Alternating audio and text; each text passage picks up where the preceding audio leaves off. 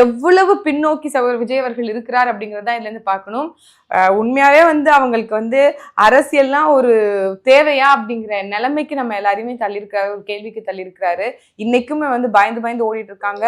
தொடர்ச்சியாக மம்மா இருக்காங்க. இது வரைக்கும் அவர்கள் தரப்புல இருந்து எந்த ஒரு செய்தியும் சொல்லல. ஆனால் நீத்தி முழங்கி பெரிய எனக்கு மனவேதனையா இருக்கு, குமரலா இருக்குங்கிறதெல்லாம் உங்களுக்கு தெரியும். அமாவாசை படத்துல எப்படி நடந்துக்கிட்டாங்க அப்படின்னு சொல்லிட்டு நிறைய பட தொகுப்புகளே இருக்கு. அரசியல்னா இப்படிதான், 2 பேரும் உங்க தொண்டர்கள் செத்துட்டாங்களா, பரவாயில்ல, ஒரு பட காட்சியெல்லாம் இருக்கு, செத்துட்டாங்களா, சரி எனக்கு ஹார்ட் அட்டாக் வந்துச்சுன்னு சொல்லி அவனே சமாளிச்சுக்கிறான்னு வெளியில போய் அந்த தொண்டர்கள்ட்ட சொல்லுவாங்க. அந்த தொண்டர்களும் ஐயோ தலைவருக்கா ஹார்ட் அட்டாக்கா, நாங்க பாத்துக்கிறோம், அவங்களை எப்படியாவது நாங்க சமாளிச்சுக்கிறோம்னு சொல்லிட்டு ஒரு படக்காட்சியில காமிப்பாங்க. அந்த மாதிரி வீட்டுக்குள்ள இருந்துட்டு தான் ரொம்ப மனவழியில இருக்கிறோம் அப்படிங்கறத செய்தியின் வாயிலாகவோ இல்ல அறிக்கையின் வாயிலாக போடுவதன் மூலமா நீங்க உளப்பூர்வமா உங்க மக்களுக்காக நிக்கிறீங்க அப்படின்றது கொஞ்சம் கூட அது பிரதிபலிக்காது.